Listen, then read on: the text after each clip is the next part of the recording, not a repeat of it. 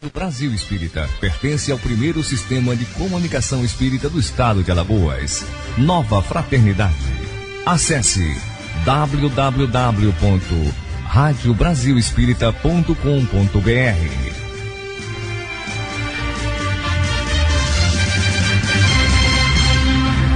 Dando continuidade ao nosso seminário, eu quero informar com muita alegria que o seminário, desde ontem, está sendo transmitido pela Rádio Brasil Espírita. E estamos hoje atingindo vários estados brasileiros, mais a Alemanha, Japão, Dinamarca, Bélgica, Estados Unidos, Irlanda, Canadá, Suíça, Angola e Portugal. Estamos conectados com o mundo, Marta.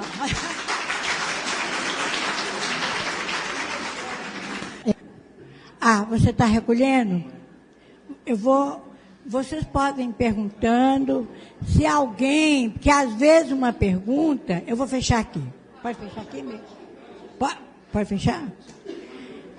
Às vezes uma pergunta, ela termina levando a outra. Se alguém sentir que tem uma pergunta que gostaria de perguntar assim que não foi escrita, vocês podem, como nós temos outros microfones, só levantar a mão, aqui, ó, levantar a mão e alguém vai com o microfone, tá bom? Eu vou a primeira que eu peguei aqui. Nós vamos ficar aqui até que hora, mais ou menos, hein? 11h40, por aí, né? Então, vamos lá. São 10h35. Então, acho que a gente tem aí uma hora e pouquinho. A mediunidade pode se desenvolver, mesmo não sido planejada no plano espiritual, dependendo do desenvolvimento moral do espírito encarnado? Não. Não. Eu vou explicar para vocês esse não. A pessoa que nasce com um compromisso na mediunidade,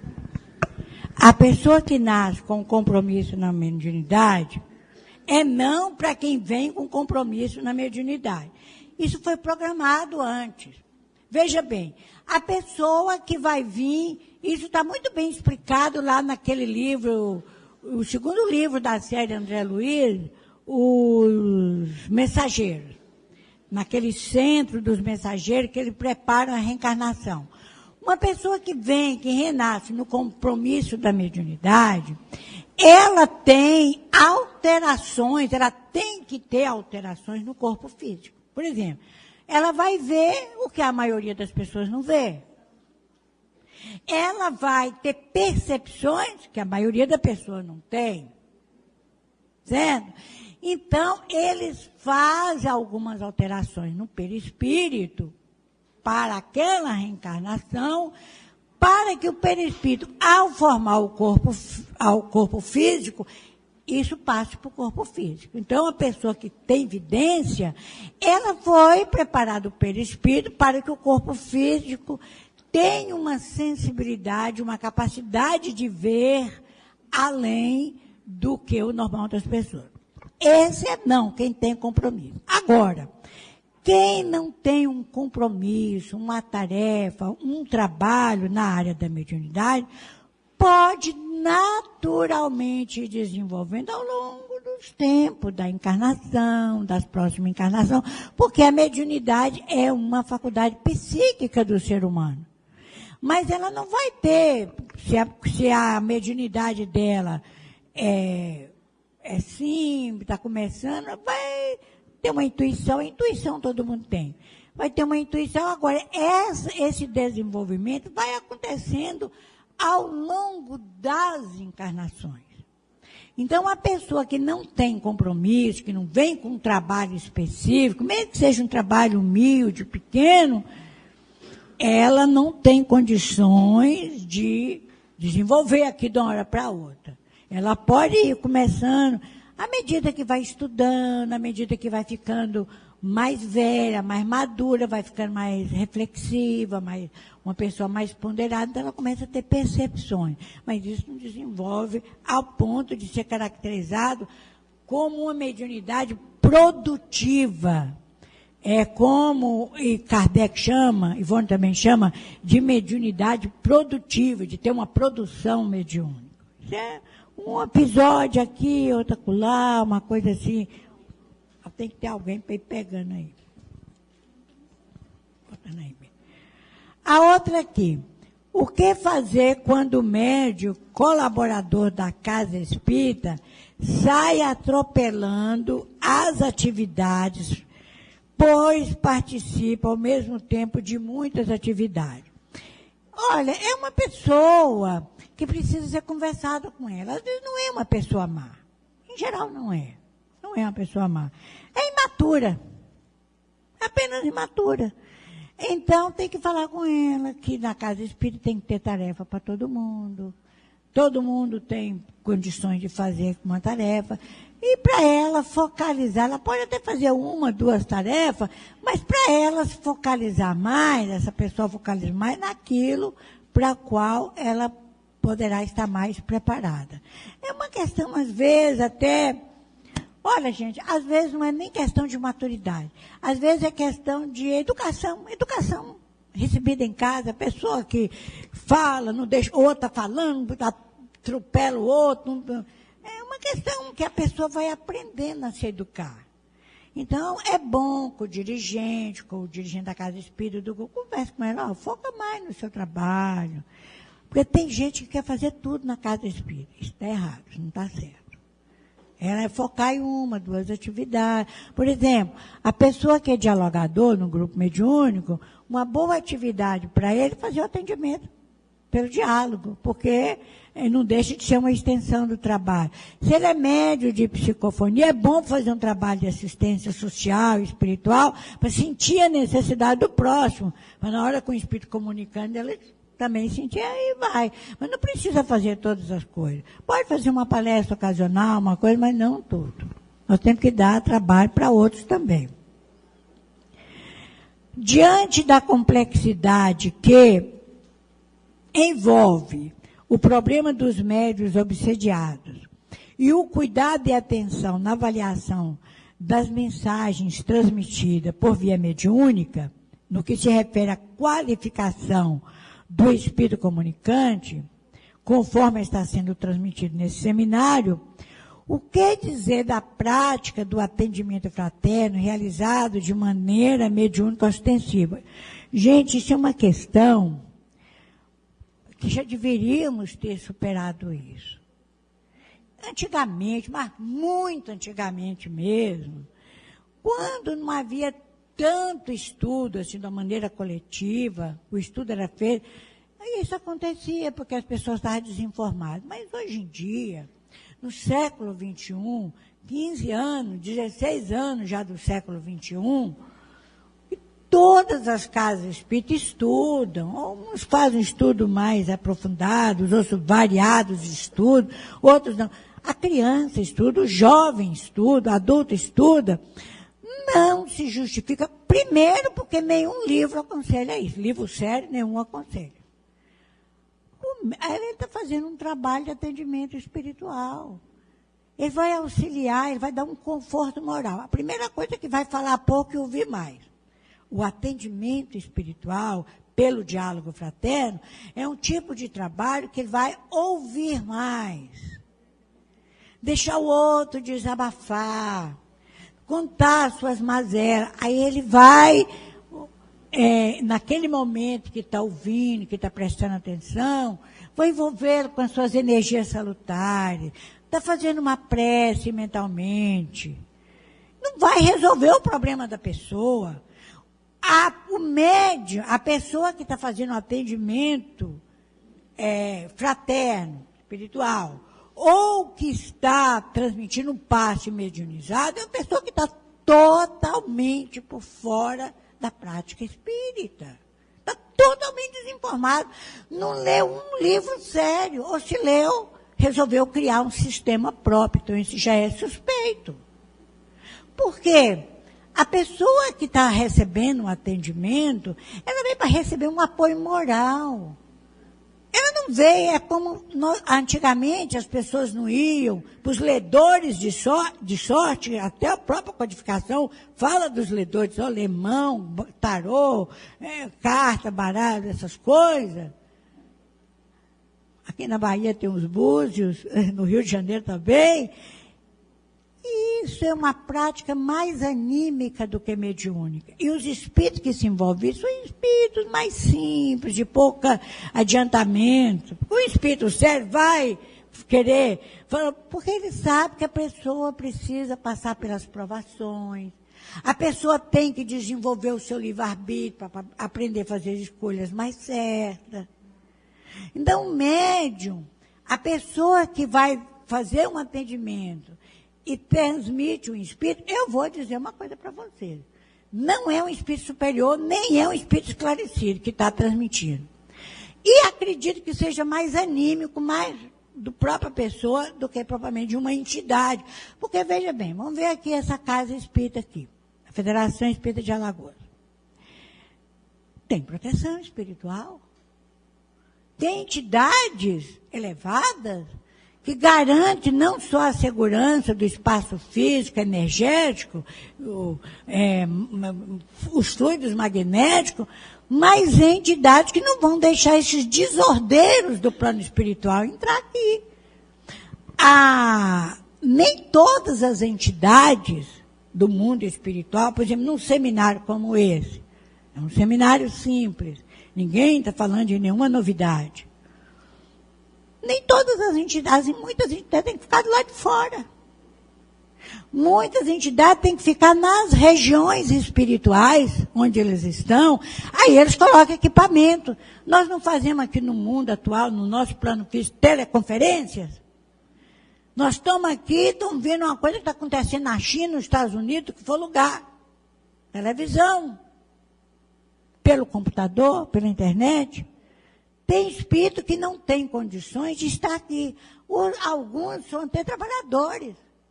Mas não pode estar porque está acudindo lá nos planos inferiores, não pode estar aqui. Mas estão ligados à distância. E tem aqueles que estão em processo de sofrimento, de aprendizado, que esses equipamentos são colocados lá e eles são chamados. Ora, no dia tal, a tantas horas, vai ter um seminário sobre identidade, sobre mistificação. É como um cantor, uma pessoa que chegasse aqui na cidade, que divulga no outdoor. Vai quem quer. Agora, eles não estão aqui dentro. Porque são entidades que a vibração é pesada, é desarmônica demais, e ia tumultuar, ia desarmonizar o ambiente. É como uma sala de cirurgia, tem que ter todos aqueles cuidados, né, de limpeza, de asepsia, de tudo, para não contaminar o processo cirúrgico que vai se realizar ali. Nós sabemos disso, são as barreiras magnéticas, as barreiras espirituais, as seguranças para não permitir.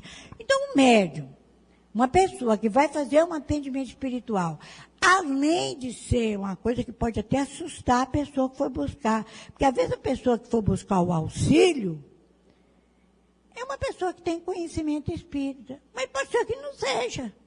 E ver a pessoa mediunizada, ela pode, sabe lá, até se desequilibrar mais ainda.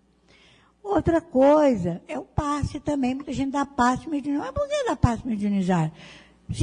Se nós já sabemos, isso é uma coisa que todo mundo sabe, que o passe é magnético espiritual, que tem uma parte do espírito que auxilia e tem a parte do médium.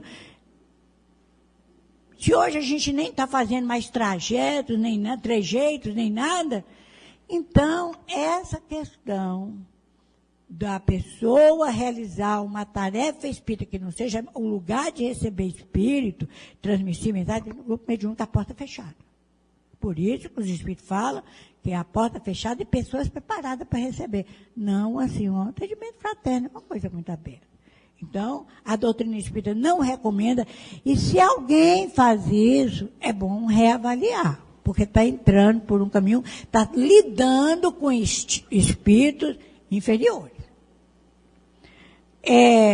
Na reunião doutrinária que coordeno, tem um rapaz que se diz médium. Em toda reunião, ele psicografa. Para isso, fica na mesa da recepção. As mensagens são o quê?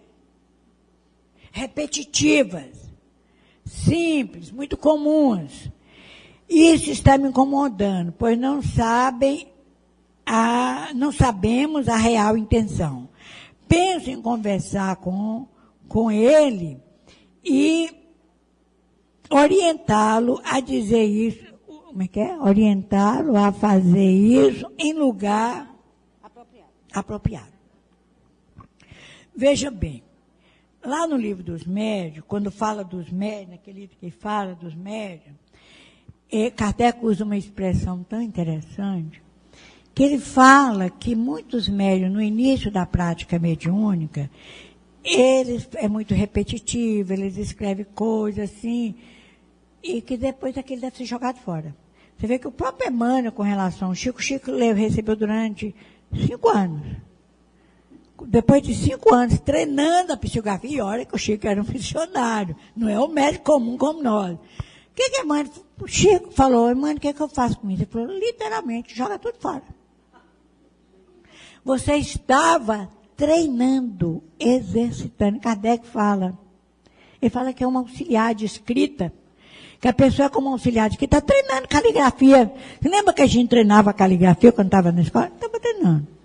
Então, ele fica treinando, tem muita barreira física. Então, com relação a essa pessoa, esse rapaz, teria que conversar com ele, se ele está estudando, porque se está muito repetitiva, pode ser um exercício, mas pode ser também que é mais anímico, é mais dele.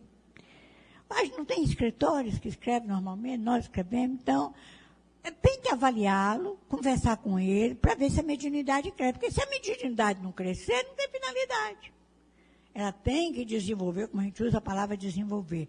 Mas se fica sempre a mesma coisa, é igual o dialogador. Meu irmão, calma, meu irmão, vai com... Não está ajudando muito o espírito. Tem que entender isso.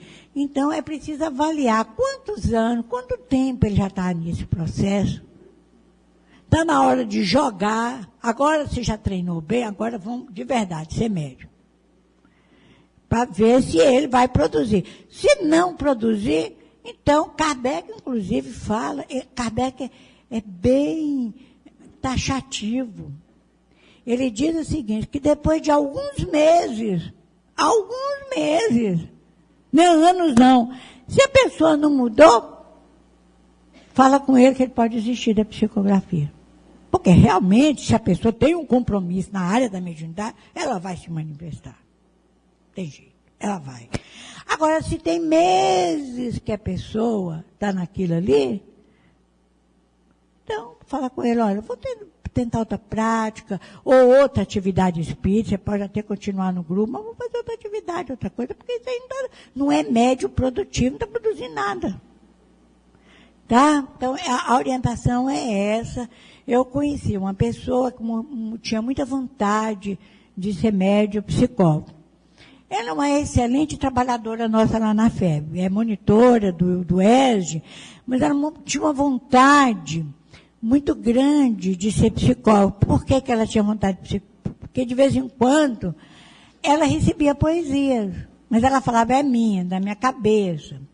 Então eu acho, quem sabe, fez o curso de mediunidade, foi para o grupo mediúnico, mas ela recebia até umas poesias boas. Mas ela falava, eu não sei se é minha, se é dos espíritos. Mas era assim, ela recebia um verso, uma coisa hoje, até que não era ruim não era uma coisa, mas era bonzinho. Daí 2, 3 meses, vinha outro. Quer dizer, não é um médio produtivo, não é um médio tarefa, como Ivone fala, produtiva é Kardec. Tem mediunidade, como todo mundo tem, mas não é essas coisas, assim, não veio. Quer dizer, ela está lá no grupo mediúnico, de vez em quando ela recebe uns estofes, muito bonitinha até, mas só serve para aquilo ali, não é uma coisa assim. Então, ela não tem psicografia efetivamente, ela é médio de inspiração, de intuição, inspiração, lembra? Ela gosta de poesia, então... Em caso de crianças portadoras de déficit de atenção e hiperatividade, onde percebe-se, desde o berço, sinais acentuados da mediunidade, através de lembranças, medo de espírito, medo de ficar só, inclusive interferência na vida social da criança, de que forma os pais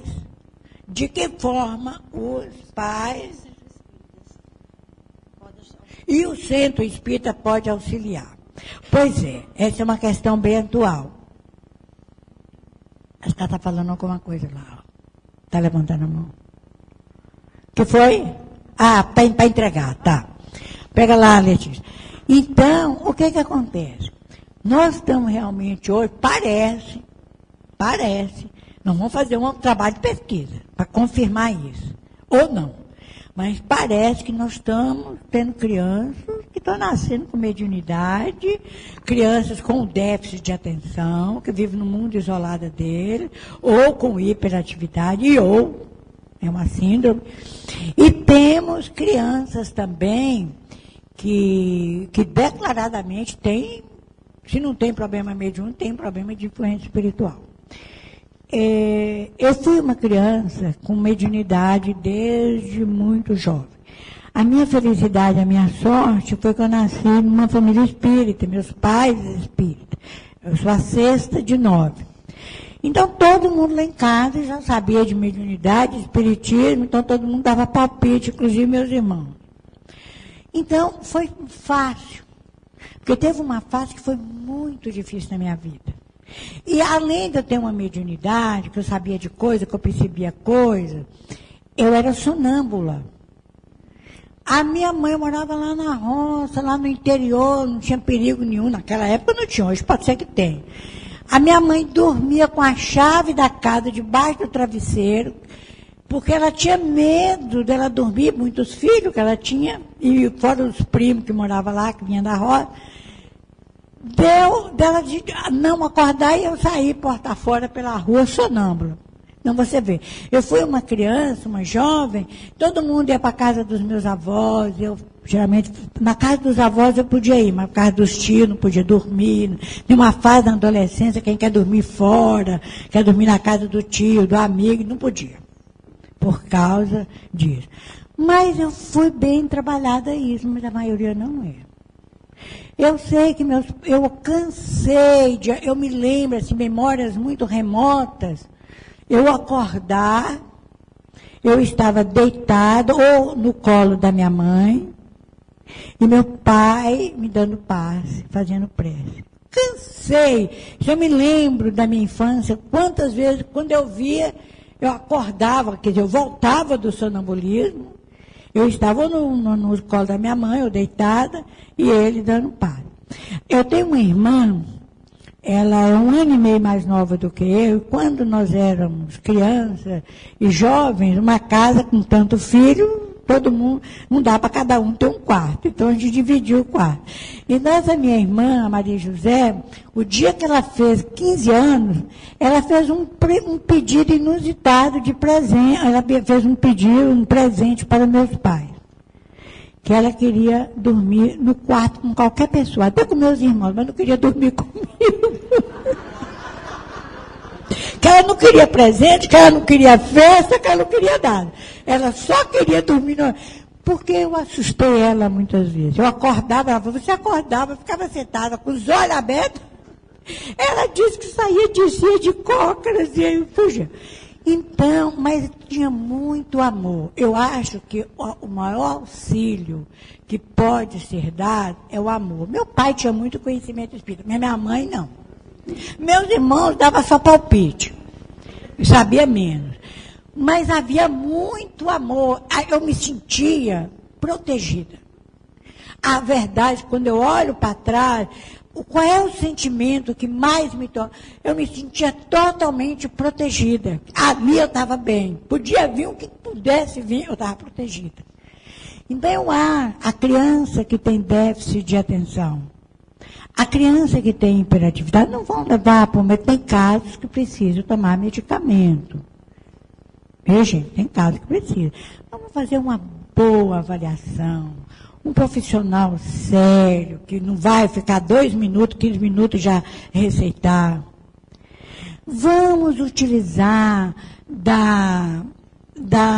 do centro espírita, dos benefícios que o centro espírita, mas, sobretudo, nós temos que ter muito amor. Eu tenho uma filha que está com um filho dela, um neto, que parece eu quando era criança. É sonâmbulo, vê espírito, só que ele tem uma vantagem em relação a mim. Bem, eu não sei se é vantagem. Ele lembra da vida dele no plano espiritual. Ele lembra de encarnação. E, assim, não é uma lembrança, é espontânea. Ele está andando de bicicleta, estava aprendendo a andar de bicicleta. Aí a mãe dele falou assim, agora você vai tirar a rodinha, para você ficar firme na bicicleta. Tirar aquela rodinha. Tirou a rodinha, ele caiu e machucou, feriu. Machucou, ralou o joelho, chorou. Aí minha filha pegou, levou ele, a bicicleta para o apartamento, para desinfetar. Na hora que estava desinfetando, aí ele faz a ligação. Ele falou, ai mãe, quando eu era grande, ele não fala reencarnação. Agora que ele está aprendendo, porque está na evangelização, ele está com 7 anos agora. Quando eu era grande, eu tinha uma doença nos ossos, doía tanto,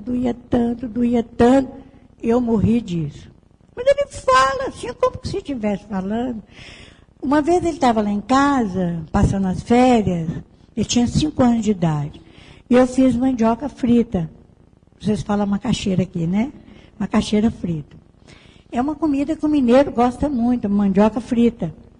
Eu falei, eu vou te dar uma coisa que você nunca comeu. Como ele mora no Rio, eu acho que o pessoal do Rio de Janeiro não come tanto mandioca frita. Aí eu falei, como ele olhou assim, viu aquele palitinho frito, fez assim, colocou na boca, é batata? Eu falei, não, é mandioca. Aí ele botou e gostou, falou, eu quero mais, gostei. Eu fui lá, peguei uma tigelinha, coloquei a mandioca frita. Na hora que ele foi comer a segunda porção, ele falou, vó, quando eu era grande, eu morava numa fazenda e matava porco e galinha para eu comer. Assim. Então, você tem que ter alguém ali do lado dessa criança para esclarecer isso. Aí eu falei, você morava então na roça, você vai ver que você era um mineiro da roça, e brincando com ele. Então, ele vai lembrando, mas por enquanto ele está tendo lembranças suportáveis, mas pode ser que tenha lembranças que venham. Ele chega à noite, na hora de dormir, eu falei para minha filha, ele vê espírito, ele vê aqueles espíritos e fica com medo. Eu estava lá no Rio de Janeiro com meu marido e ele acordou tarde. Aí eu falei, o que foi? Perdeu o sono? Ele falou assim, aí minha filha falou, ele acordou essa noite chorando, você não viu? Eu falei, não vi não. Foi para minha cama, e minha filha, no início, meu genro, não queria que ele fosse para o quarto dele. Eu falei, não, deixa, bota um colchãozinho, bota alguma coisa, mas deixa ficar. Ou então, pega ele, leva para o quarto, fica lá com ele, até ele dormir de novo. Mas não recuse, porque ele está com medo. Criança não inventa as coisas assim. Mesmo aquelas crianças que querem chamar a atenção. Então, ela pegou, colocou ele na cama dela e foi dormir no sofá. Ela que foi dormir, porque ela disse que estava muito cansada.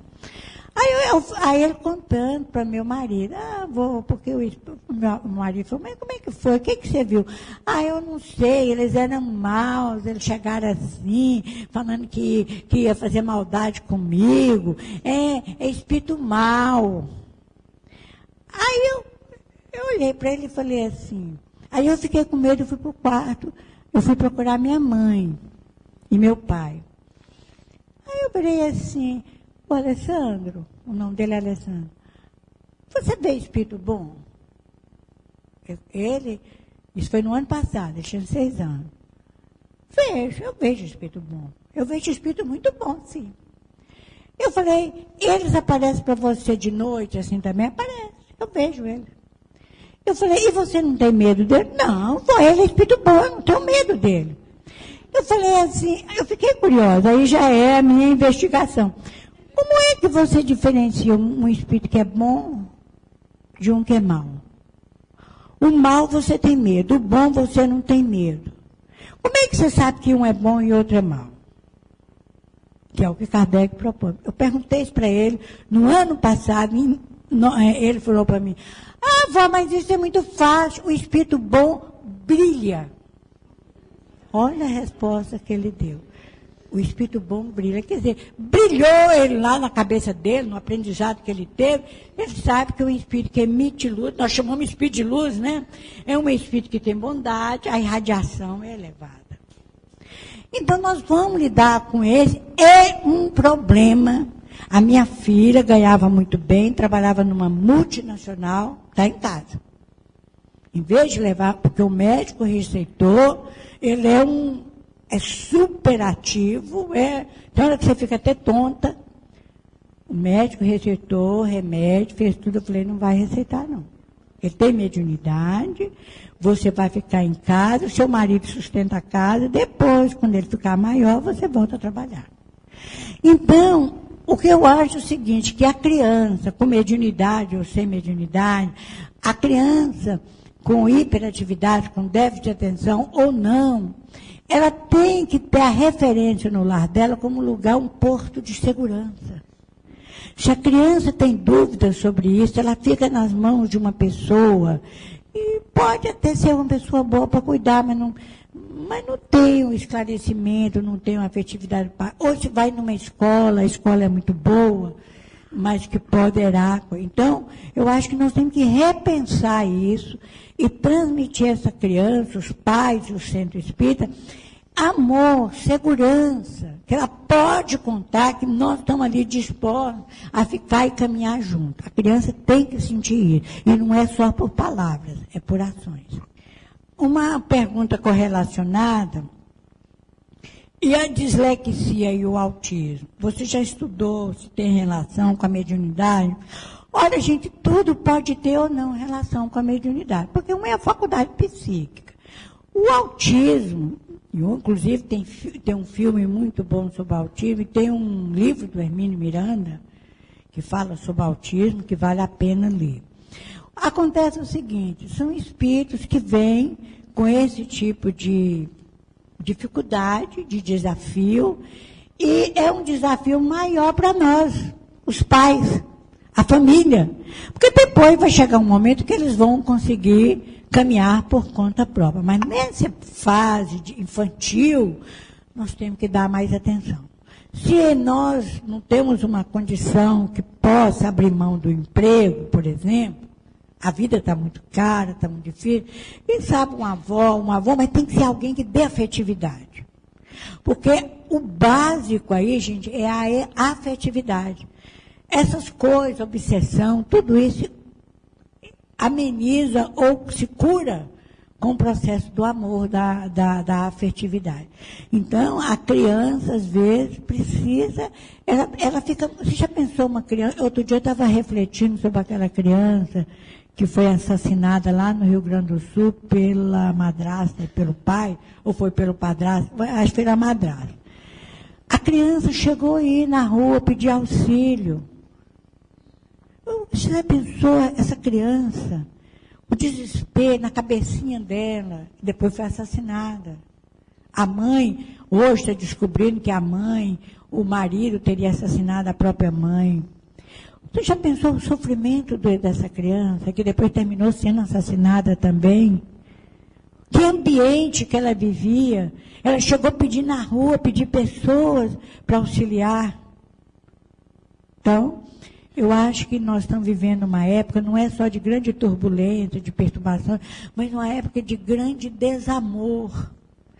A gente, às vezes, quer cumprir as necessidades materiais da família, de roupa, de alimento, de bem-estar. Isso é natural que a gente procure. Mas está faltando o momento da gente conversar. Não é só no momento do evangelho, dos pais brincar com os filhos, com os netos, com a família, de ter momentos para eles. Eu estive na Finlândia, uns tempo atrás, no mês de setembro. Na Finlândia, é o país do planeta O sistema de ensino é o melhor do planeta. O sistema educacional é o melhor do planeta. E lá os pais é obrigado, quando as crianças são pequenas, os pais, pai e mãe, os pais são obrigados a ter, por lei, a obrigação de ter pelo menos 1 hora com os filhos. Ou vai no parque, ou vão brincar, mas tem que largar tudo.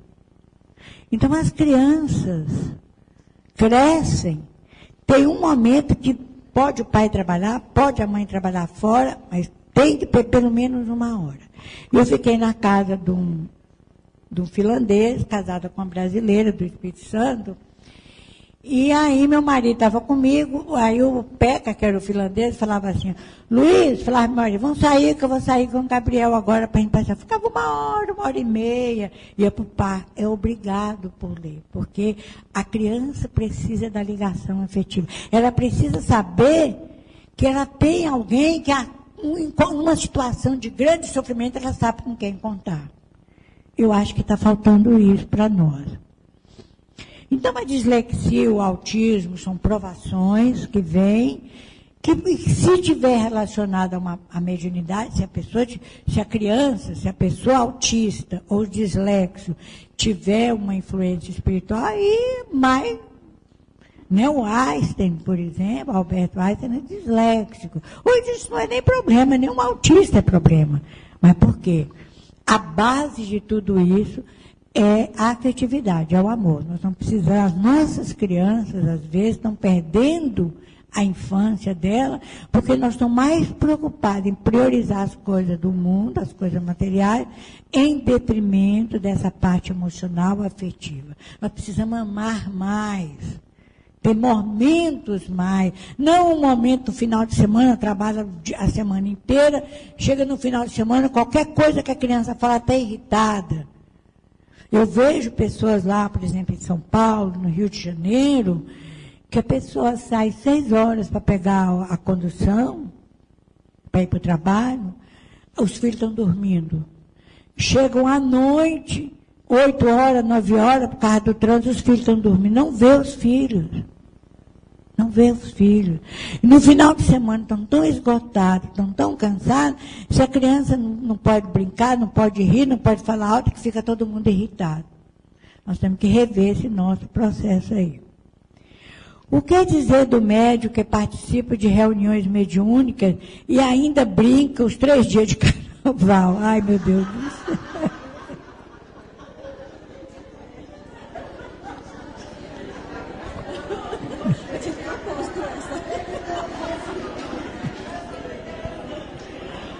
Olha, gente, o ambiente, tem livro do Divaldo que fala sobre... Agora está correndo na internet um vídeo no YouTube do Carnaval, segundo Emmanuel, tem o livro do Divaldo. Gente, pelo amor de Deus, ele está brincando, ele está com espírito brincalhões.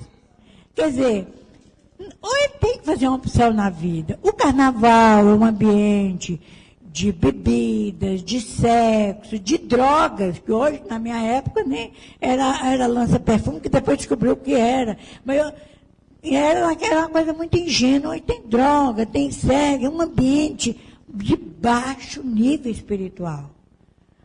E a pessoa está querendo o quê? Ela está provocando demais e vai achar. Às vezes faz ligações ali, naquele momento, que vão ficar pro resto da vida ali perturbando ele. Tem de conversar com ele, que ele tem que dizer, ou ele vai fazer uma prática mediúnica, ou vai ficar aí no carnaval. Quer ficar no carnaval, fica, isso é a escolha dele. Mas como médium, ele é convidado a desenvolver outras atividades que não é mediúnica. Hein?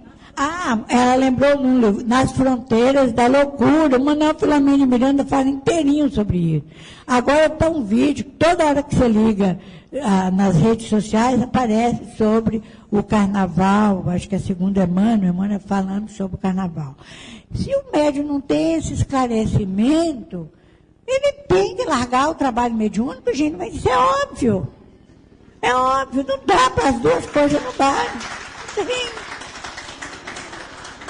Não pode, ele não é meu, não tem condição. São duas coisas que não são compatíveis, não são compatíveis. Hein? Porque o trabalho foi uma opção dele, ele escolheu antes de vir para melhorar-se. Ele vai melhorar pela prática mediúnica. Ele tem que ter a renúncia dessas coisas. Aliás, sair desse estado de ilusão, porque, aliás, eu vou falar uma coisa para vocês. Não leve em consideração, mas num país que está nessa crise que nós estamos, e gastar o que está se gastando com carnaval, para mim é um absurdo. É um absurdo. Me perdoe expressar essa crítica num seminário de mediunidade, mas é uma incoerência total. Nós não temos pessoas que estão morrendo nos hospitais. Não sei se vocês viram a reportagem do médico lá do hospital de base de Brasília, que saiu pela Rede Globo. O médico começou a gritar: eu vou largar tudo isso, porque não tem nada, gente. Não tem papel higiênico, os médicos, as enfermeiras, os profissionais que trabalham, para poder ir no banheiro, tem que levar seu papel higiênico, todo, não tem esparadrapo, não tem nada, bandagem, nada. Quanto mais remédio que não tem mesmo. Então, nós vamos pular carnaval? Ah, não. Eu sinto que parece assim, que a gente está entrando num universo altamente perigoso, de grande irresponsabilidade. Não, então vai pular o carnaval e esqueça da prática mediúnica. Como proceder quanto os próprios dirigentes da reunião mediúnica não realizam na reunião aquilo que está fundamentado no Livro dos Médiuns? Também não participa de seminário, curso. O que fazer nesse caso, sendo eles que deveriam dar os exemplos? Olha, parece que a gente não acredita, mas a gente vive numa sociedade democrática. A gente não acredita nisso. Nós não vivemos no Estado Islâmico. Nós não vivemos num lugar de terrorismo. Nós podemos emitir a nossa opinião. Toda casa espírita, a mais simples, a mais humilde, a mais pequenininha, tem uma diretoria. E deve, se um dirigente não está cumprindo o manual nosso, que é o manual, é as obras básicas, ele tem que ser levado à diretoria, ao conselho superior da casa. Pode fazer por carta, pode chamar em particular e conversar. Porque isso aqui é uma questão de sobrevivência da própria instituição. Se a gente não fala nada, se a gente aguenta, não vou falar, vai dar fofoca, falta... Nós vamos responder por isso. Você sabia e se omitiu?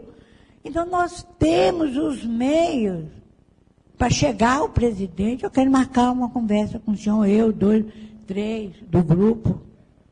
Está acontecendo isso. A direção vai tomar uma medida administrativa. Não é fofoca. Mas antes de chegar até a direção da casa, ao presidente, aos vice, à diretoria, converse com esse dirigente, marque uma hora. Não é na hora da reunião para brigar, não. Nós queremos ter uma reunião com o senhor, com a senhora, nós vamos conversar. Colocar. Faz uma vez, faz 2 vezes. Se não resolver, então, nós estamos comunicando que nós vamos levar uma instância superior. E leva a diretoria da casa. Agora, se falou com o dirigente, se levou a coisa, falou direitinho, na ética, falou com ele, deu um tempo para ajustar, não ajustou, falou de novo, falou, nós vamos levar uma outra instância, que é a diretoria, levou na diretoria, não resolveu nada, mudemos a casa espírita. Vamos para uma casa espírita séria. Porque, vamos para uma casa espírita séria.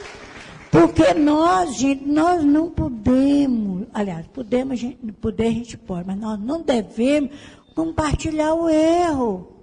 Nós não podemos chegar amanhã e falar assim, eu não podia fazer nada porque eu era frequentador. Não, pode sim. Pode sim.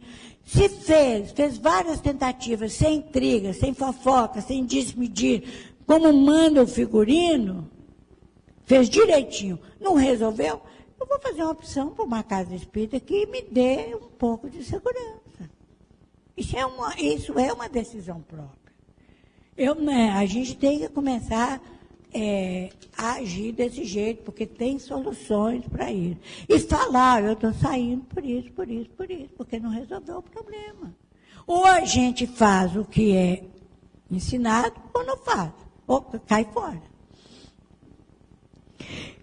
Que orientação a Federação Espírita Brasileira dá dos inúmeros hospitais espirituais?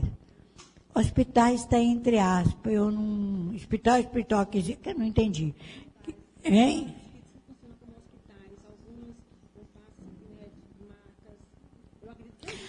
A Meire está achando que talvez seja isso, algum lugar que tem maca, tem coisa aí. Olha, gente, a prática espírita é muito simples, né? Na verdade, se a gente for analisar, a prática espírita é muito simples. Nós temos o passe, nós temos a irradiação ou vibração mental, nós temos as meditações, nós temos o que mais que a gente tem? Nós temos a água frutificada ou magnetizada, nós temos o evangelho, nós temos isso. Tudo isso são processos, são meios. Mas a gente só vai se melhorar se nós nos transformarmos. Isso é óbvio. Uma pessoa pode tomar um copo de água magnetizada, ficar tomando litros de água magnetizada a vida inteira e continuar até piorando. E outras nem precisa daquele pela simples crença do amor e pelo esforço que faz de se melhorar, se torna uma pessoa melhor. Então, essa questão, a FEB, nenhuma orientação doutrinária fala para que a casa espírita tenha marcas. Por que marca? É uma coisa incômoda esse negócio. Por que tem que ter marca? Porque a pessoa está doente do corpo? Sim, ela está doente do corpo. Ela está sob um planejamento reencarnatório. Ela deve buscar o passe, deve buscar a prece, deve buscar a água, tudo isso, é água magnetizada, o estudo, a evangelização, fazer o bem. O melhor de tudo é fazer o bem. Agora, isso tudo é que nós ainda estamos muito presos, sabe, são mecanismos atávicos. Teve uma época que a gente precisava usar uma veste para falar que era religiosa. Outra vez a gente tinha que andar com um símbolo, ou uma cruz no cristianismo, ou com um amuleto em outras práticas. Nós tínhamos que acender uma vela, acender um incenso, porque nós estávamos presos às coisas, ao culto externo. Ao culto externo. Isso são manifestações de culto externo. Mas nós somos espíritas. O espírita tem que desenvolver a sua fé em espírito e verdade. Nós temos que aprender a se desligar dessas coisas. O fato de eu estar com uma cruz pendurada aqui no pescoço, eu posso usar como uma joia, como um enfeite, que é bonitinho e tudo. Mas não porque vai aumentar minha fé, ou o fato de eu ter um amuleto, ou de eu fazer uma fórmula mágica.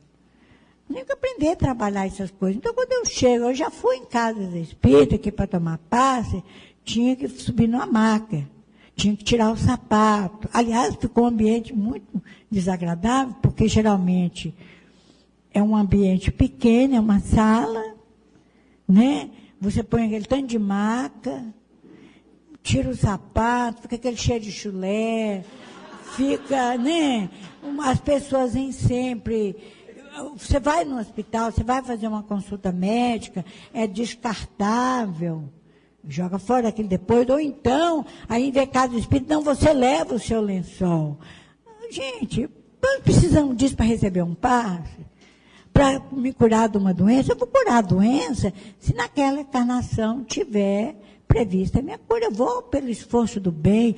Eu tenho uma amiga, ela até trabalha comigo muito nesse trabalho de pesquisa aí dos cursos. Ela passou por uma doença muito grave. Ela teve um câncer nas duas mamas, mas um câncer assim, teve que tirar as duas mamas e tudo.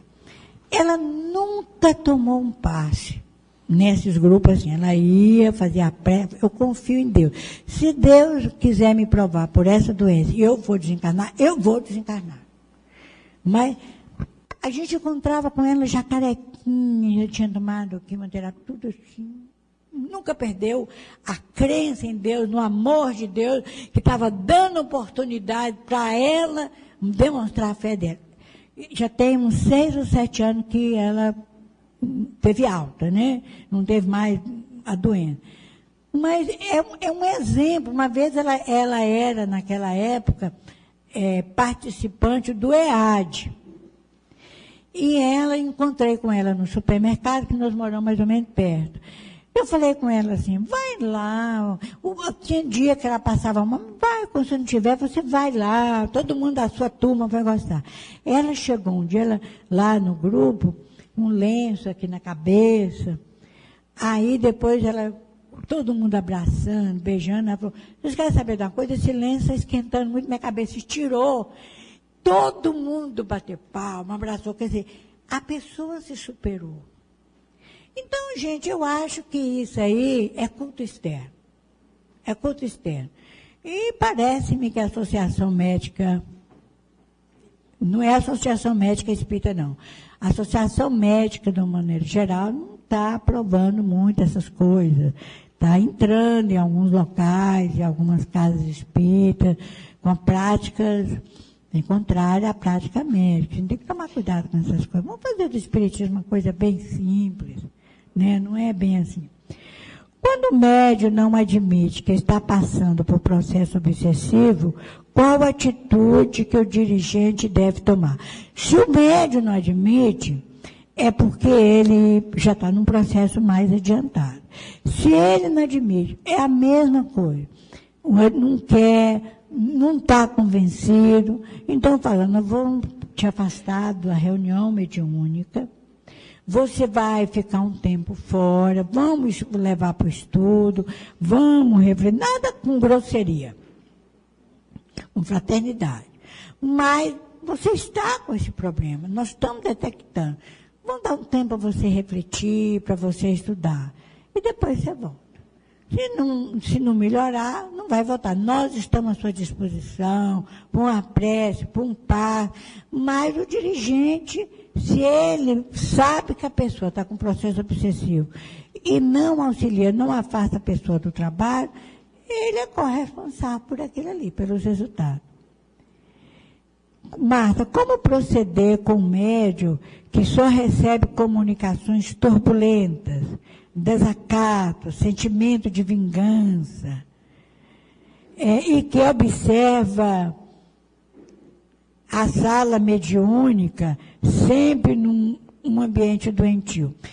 Aqui pode ser a questão da disciplina do médium. A educação, não a educação social, a educação do médium. É a maneira dele se expressar.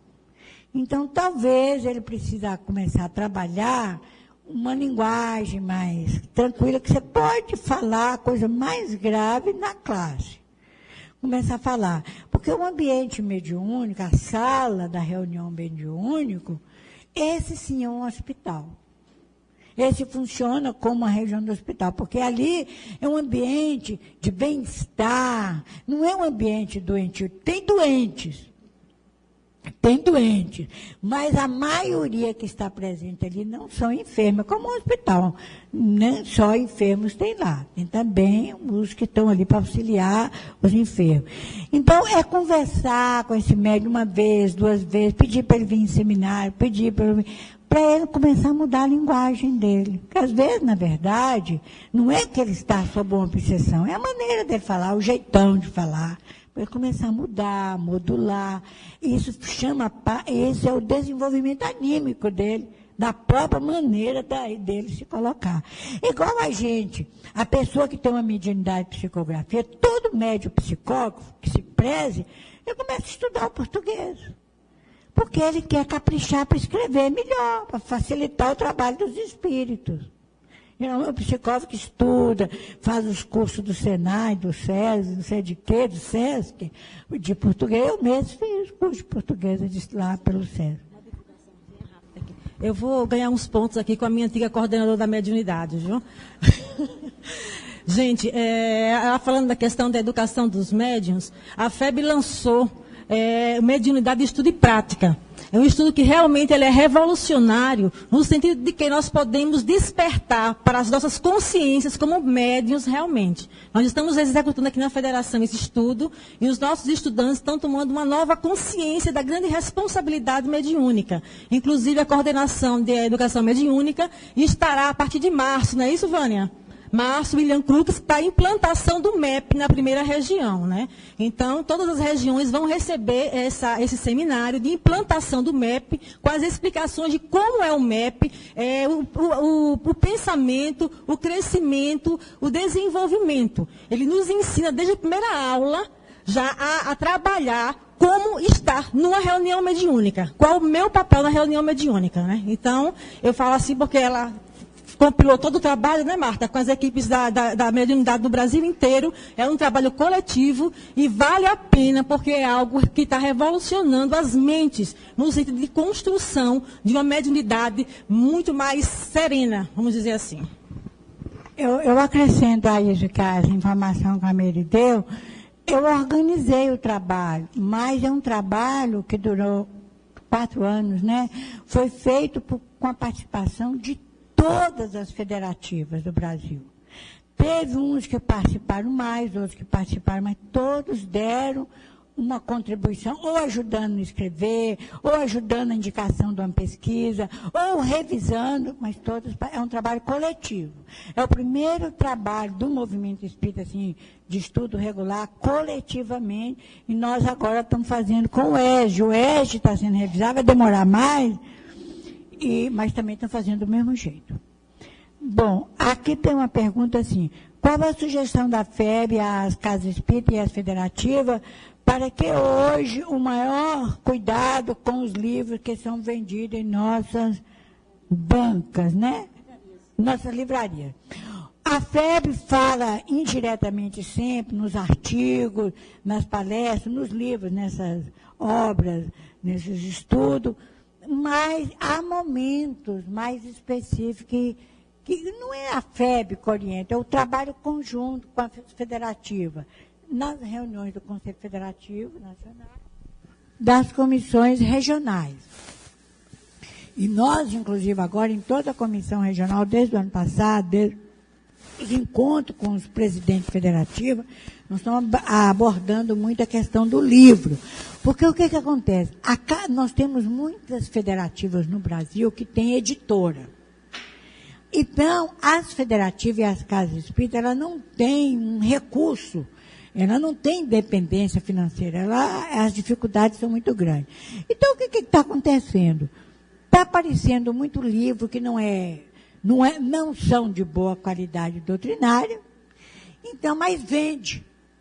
Então, o que acontece? Muitas casas espíritas e muitas federativas estão entrando num buraco negro. Eu falo que é um buraco negro, porque eles estão tendo dinheiro, mas estão se comprometendo espiritualmente.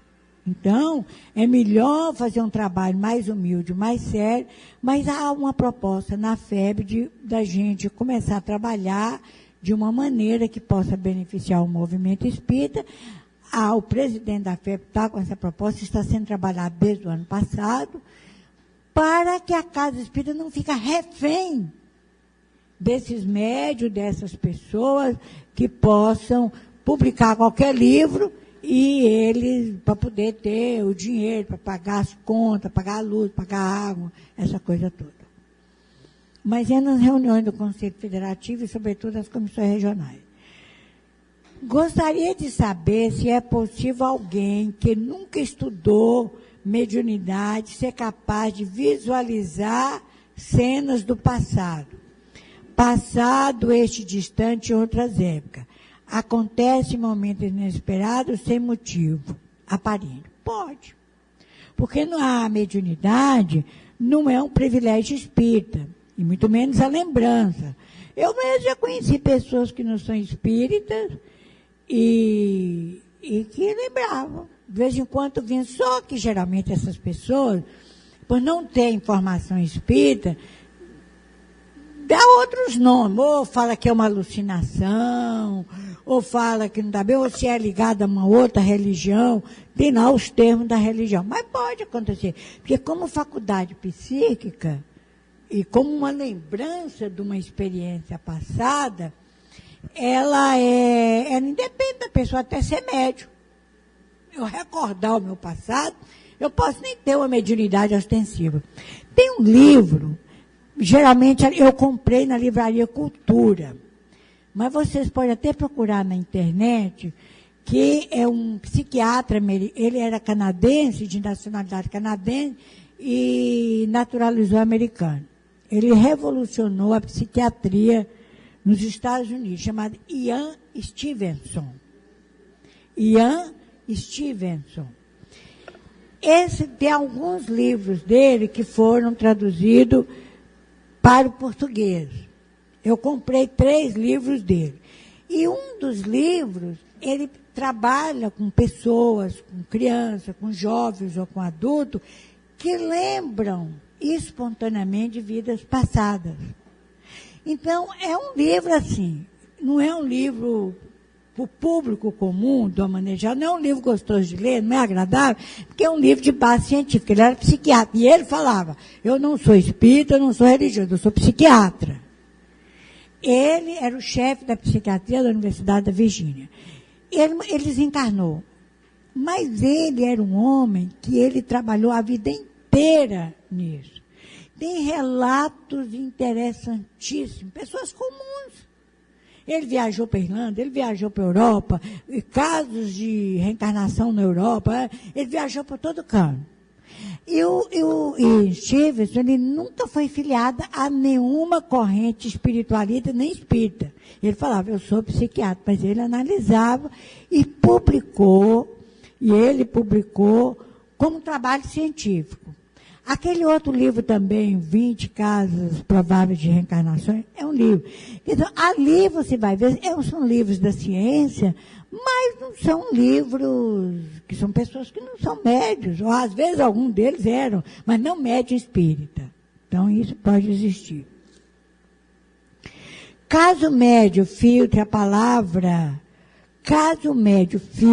o palavreado chulo do espírito comunicante, não há o risco de transmitir uma mensagem falsa. Como agir nesse caso? Não. É o que nós estudamos ontem. Quando ele está interferindo na forma, ele é um médio educado. Ele tem uma boa formação, ele é uma pessoa gentil. O espírito está falando um palavrão, ele vai repetir o palavrão? Não. Ou vai falar de uma maneira vulgar, ele vai falar? Não. Ele está interferindo na forma. Então, não na ideia do espírito, não no pensamento do espírito. Ele não está mudando o pensamento do espírito. Ele está falando sem ser grosseiro, sem ser vulgar, sem ser imoral, né? Tem espírito que às vezes coloca na cabeça do médico palavras assim bem desagradáveis. Então ele está num ambiente sério, ele está num ambiente de respeito, então ele não vai usar disso. Aí não é, ele está interferindo na forma da mensagem escrever. Em vez de usar o palavrão, ele usa uma outra palavra que é mais rude, mas não chega a ser uma palavra imoral ou grosseira. Está interferindo na forma, não na ideia. Hein?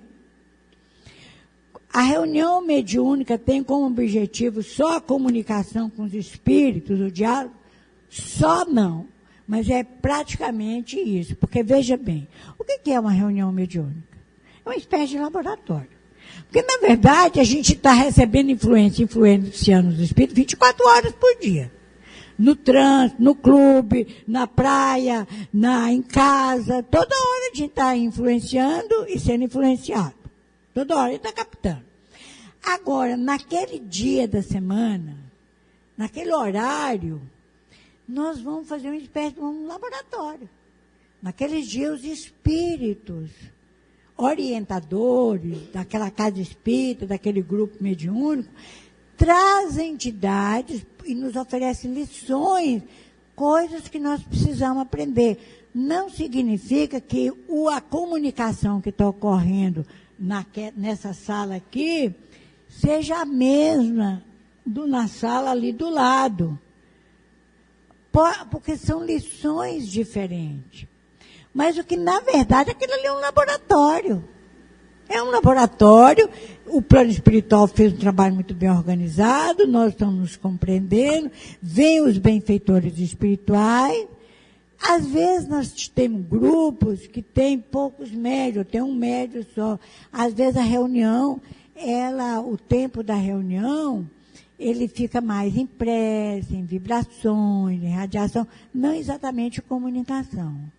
Mas, geralmente, é para isso. A reunião mediúnica é uma oportunidade do espírito comunicar. E quando ele comunica, ele está trazendo lições para a gente. Olha como que você ficará no plano espiritual se você agir desse jeito. Como se dissesse, desse jeito. Uma pessoa que suicidou, olha como é que vai ser a situação do suicídio. É para nos esclarecer. É um exemplo prático. Deixa eu fazer uma pergunta, Marta, com relação ainda à questão da reunião mediúnica. Nivaldo Pereira Franco, no livro Qualidade na Prática Mediúnica, do projeto Manuel Filomeno de Miranda, ele nos faz uma colocação que é interessante, eu gostaria que você também comentasse sobre isso. Ele nos fala que a reunião mediúnica, ela tem como também um dos seus maiores objetivos a questão da educação do próprio médium, para que ele possa entender e ajudar, no caso, fazer a caridade, aquela caridade verdadeira, fazer o bem sem olhar a quem. Você poderia dar uma explicação sobre isso? Exatamente, o Filomeno de Miranda tem razão, porque ele vai se educando, ele vai sentindo a dor. Porque, veja, aquele comunicante já desencarnou. Ele vai ter outra oportunidade quando reencarnar. Mas o que ele fez já está feito, não pode desfazer. Então, se ele está sofrendo muito, ele vai mostrar, naquele breves momentos da comunicação, a dor, o sofrimento, as consequências das escolhas que ele fez. Então, isso é uma lição para nós, isso é uma educação para a gente. É um alerta também para a gente.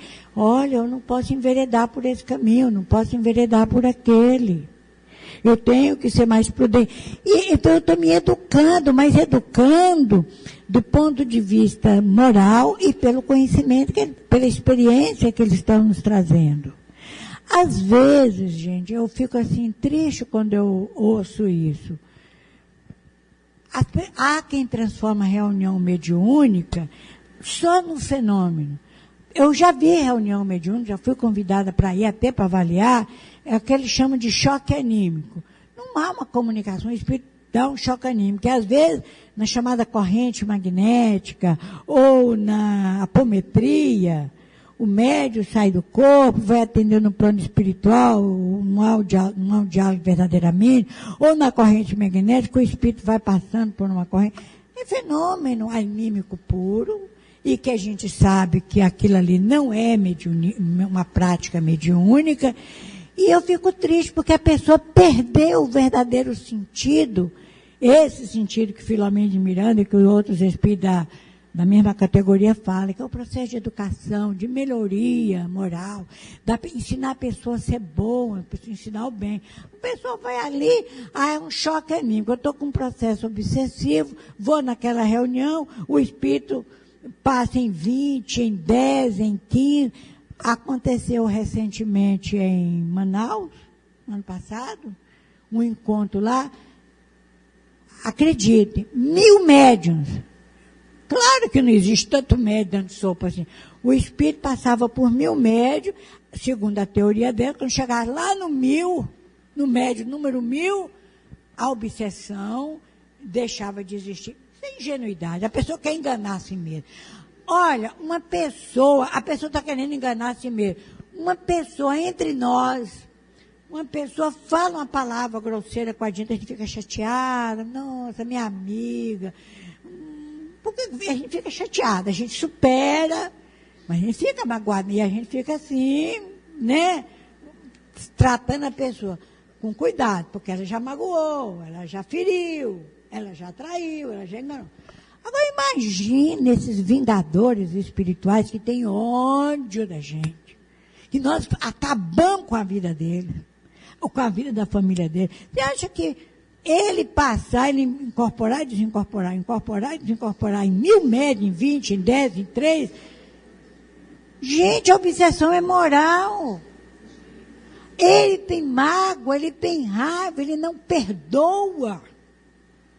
Ele quer ver o outro sofrer igual ele sofreu. Então, porque a pessoa está passando pela corrente, um transe mediúnico, a gente vai estudar o transe mediúnico para fazer a ligação perispírito, ligação fluídica, ligação perispiritual, ligação mental. Que negócio é de ficar passando por dentro? Claro que não está tendo, isso é anímico puro. Nenhum espera. Ou então, na apometria, que fala, ó, eu vou contar, fazer uma contagem regressiva. Quando eu chegar no número 0, você já abandonou o obsediado, e se não, aí vai, pá. 9, 10, 9, 8, 7, 6, 5, aí passa até agora. 4, 3, 2, 1, 0, larga. Eu estava em São Paulo, num grande congresso, lá no Anhembi. Quem conhece São Paulo, o Anhembi é imenso. E estava lá assistindo um congresso médico espírita. E aí, uma médica falou, fez um estudo de caso de um paciente que ela tinha, que tinha um processo obsessivo grave, descreveu lá a gravidade, era bem grave. E passou por esse tal da apometria. Eu falei, gente, ou a pessoa é muito boba demais, eu não acredito numa coisa dela. Aí fez a contagem regressiva. O Divaldo estava aqui, sentado nessa ponta da mesa.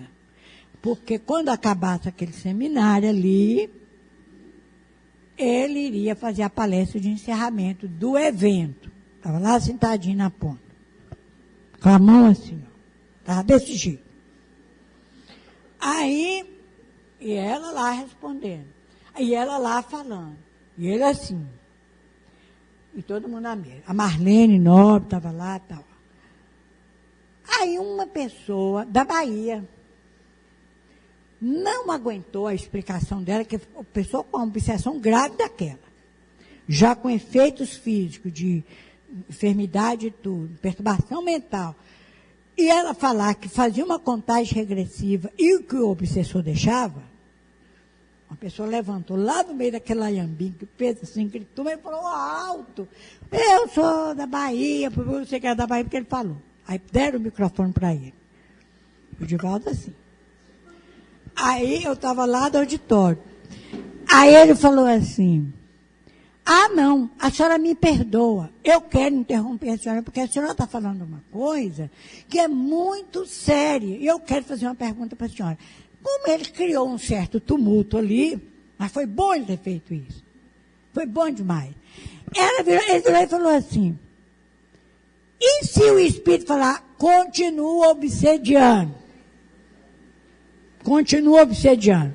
Pode contar quantas contagens regressivas eu continuo obsediando. Você acredita, uma médica, uma pessoa mais esclarecida, espírita, ela virou e falou assim, bom, aí nós temos que tomar medidas mais drásticas. Falou. Eu estou falando isso para você, não é intriga, porque está gravado. Foi vendido o vídeo, não foi cortado. Está vendido, ela foi lá no congresso, lá. Aí, falou assim, tem que tomar medidas drásticas. Por favor, senhora, doutora, quer dizer quais são as medidas drásticas? Bom, nós temos duas possibilidades, que tem várias possibilidades, mas duas são as mais comuns. Uma é pegar o espírito e mandá-lo e jogá-lo no espaço sideral.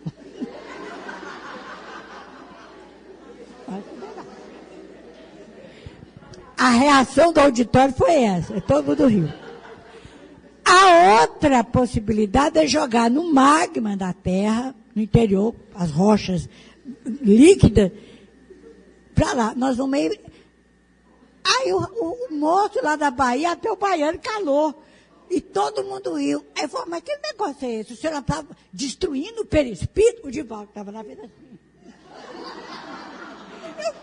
esqueço da cara do Divaldo. Depois nós viemos comentar. E foi por isso que ele publicou, deu entrevista sobre o negócio de apometria, corrente magnética. E o Divaldo chegou o braço, ele ficou assim. A senhora está querendo dizer que vai destruir o perispírito? Se uma pessoa que morre aqui, que a gente assassina, mata o corpo, é considerada assassino, como é que faz quando você destrói a matriz? Porque uma pessoa, nem o perispírito salva, o espaço sideral vai congelar. Então, gente, é muita fantasia, não é? É muita fantasia. Então, há espírito que tem raiva, que tem mágoa, não é que a perseguição dele não tem uma causa, tem uma razão de ser. Agora, ele não perdoou, então ele sofre tanto quanto a pessoa que ele persegue. Ficará as coisas com mais... Os espíritas que são estudiosos e praticantes das ciências esotéricas, tais como tarô e astrologia, qual a sua opinião? Não é espírita. Uma pessoa que é espírita de verdade, que conhece o espiritismo, que estuda o espiritismo, mesmo que superficialmente, pelo amor de Deus, gente, vai lidar com tarô, com o que mais? Com astrologia.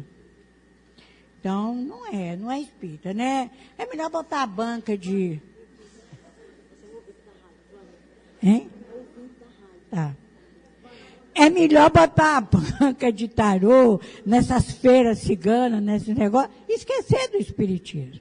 Agora, o melhor seria que ele esquecesse da banca de tarô e se tornasse espírita. Ela está lidando com aqueles espíritos. Um espírito sério vai lá dizer a sorte de alguém? Até a gente que não é um espírito evoluído, que nós não somos, eu pelo menos não sou espírito evoluído, com certeza absoluta. Se alguém pede uma opinião sobre um destino, eu estou querendo fazer tal coisa, o que você acha? A gente vai com muito cuidado, porque a gente não quer interferir na vida até com o filho a gente fala isso, a gente tenta analisar junto os prós e os contras, para não falar, eu fiz isso porque minha mãe disse que era para fazer, porque não, a gente tem que tomar cuidado com isso. E essa acusação só vem quando a coisa não dá certo. Gostaria de saber se é correto o médium que participa da reunião mediúnica fumar, beber no seu cotidiano.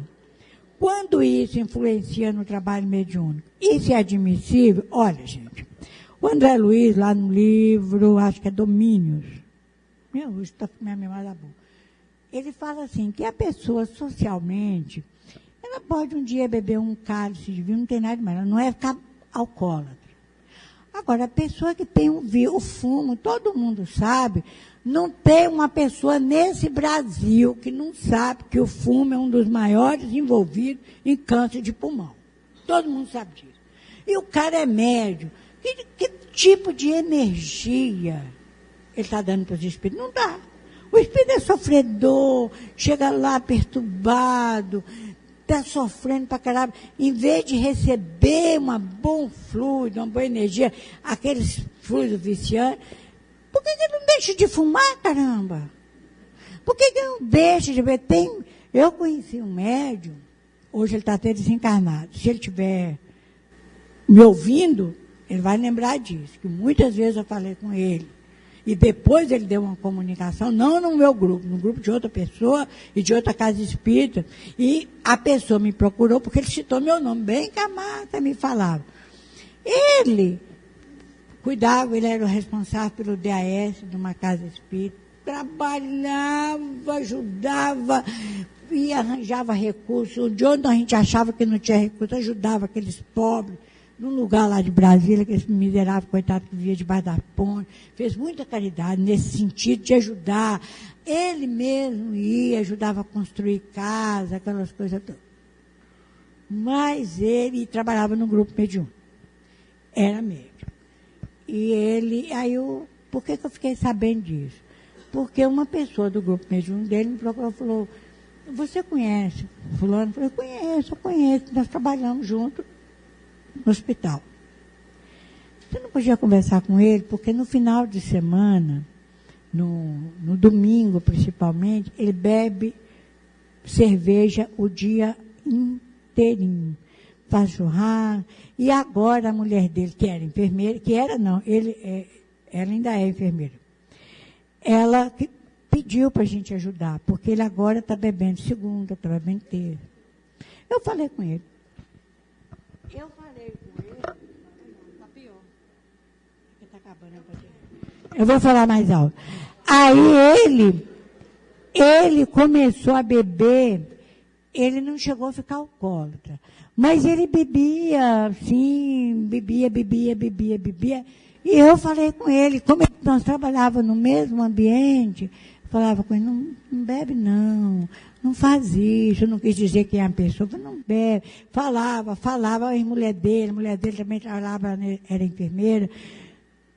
Eu falei, isso não está bom, saia do grupo mediúnico, não fique no grupo mediúnico. Ele saiu do grupo mediúnico, tanto perturbei ele saiu do grupo mediúnico. Mas ele não largou a bebida, ele preferiu largar o grupo mediúnico do que largar a bebida. Desencarnou, teve um infarto, o negócio desencarnou. Aí ele deu uma comunicação lá na casa espírita dele, falou bem que a Marta me avisava, a Marta me dizia. Por isso que a pessoa lá me procurou, porque ele citou meu nome. Uma pessoa que fez tanta caridade, que ajudou tanta gente, tem tanta gente que é agradecida pelo bem que ele fez, tirou muita gente da rua, crianças, pessoas de rua, ele mesmo ia ajudar na construção, mas a gente chegou numa situação péssima no plano espiritual. Quer dizer, pesou aquele bem que ele fez, mas não foi suficiente por causa das entidades que perseguiu ele quase 8 anos, querendo mais bebida, querendo mais coisa. Então, o Meire, acho que a gente acabou, né? Tem mais alguma aí? Eu vou responder assim, bem rapidinho. Quando no momento do atendimento do autista, da déficit de atenção e hiperatividade, o dislexo, podemos perceber que há influência de espírito para que o processo ocorra? Não. O autismo, a dislexia, são enfermidades, vamos assim dizer, não bem uma enfermidade, né, no caso da dislexia, mas são decorrentes das ações que o espírito praticou e faz parte do programa reencarnatório. É uma provação para aquele espírito, o dislexo, o hiperativo, ou para o autista e para os pais adotivos ou não. Então, é uma forma de reajustar espiritualmente, reajustar-se perante a lei de Deus. Não é porque o espírito provocou o autismo. Existe espírito de obsessões graves que a pessoa fica cega, que a pessoa não ouve, não, mas aí são casos que a gente, honestamente, eu nunca vi em criança isso. Eu já vi crianças que tem, o próprio Evangelho fala daquela criança que caía no fogo e tinha crises epiléticas que caía. Mas essas outras, que são doenças, vamos dizer assim, são doenças kármicas, vamos usar uma expressão assim, decorre das ações que o espírito praticou e vem naquela família, porque aquela família tem a ver com aquela história. Ou porque foram cúmplices, ajudou o desvio daquele espírito, ou porque aceitou como um ato de bondade para encaminhar aquele espírito. Tem as duas coisas. Hein? Gostaria de saber se a hiperatividade do adulto, se um adulto com hiperatividade pode estar relacionada com a mediunidade. Pode, quer dizer, a pessoa tem qualquer doença, qualquer enfermidade, qualquer problema kármico, e pode estar ou não ligada com uma prática mediúnica. Pode complicar ou pode auxiliar. Depende da pessoa. Eu estou tentando lembrar, mas eu não consigo lembrar. Hoje estou com minha memória meia... Tem um filme que passa na Netflix, na Now tem, é de uma americana, eu outro dia estava passando durante a semana, ela era autista. E ela superou a doença dela com trabalho comunitário. Ela começou a ajudar o próximo, é um dos maiores exemplos. Ela, inclusive, ela era muito inteligente. Existe, é um fato real. Se eu lembrar, eu passo para a Meire, o nome para ela passar para vocês. Mas ela era muito inteligente, ela começou a negociar com aqueles americanos empresários para ajudar causas sociais, de ajudar pessoas. Como é que a pessoa pegou da doença, deu uma reviravolta, mas não para se ajudar, continua autista, mas ajudando o próximo. Bem, meus amigos e amigas, nós chegamos ao final. Foram momentos, pelo menos da minha parte, eu posso dizer, foram momentos muito felizes. Estou voltando para Brasília, assim, bem, com boas vibrações que eu recebi, com carinho, com afeto de vocês. É sempre uma alegria, volto a repetir, estar aqui, sabe? Que Deus nos abençoe, que a todos nós, continue nos abençoando, nos dando essa firmeza, a força moral, a coragem moral, para que nós perseveremos no bem, que a gente pode até vacilar, mas que as nossas opções sejam sempre boas opções, porque nós temos direito à felicidade, nós temos direito a sermos mais felizes. Não vamos construir uma felicidade com base na ética, na moral, nos bons princípios que a doutrina espírita nos transmite. Muito obrigada, que Deus e os bons espíritos abençoem todos vocês.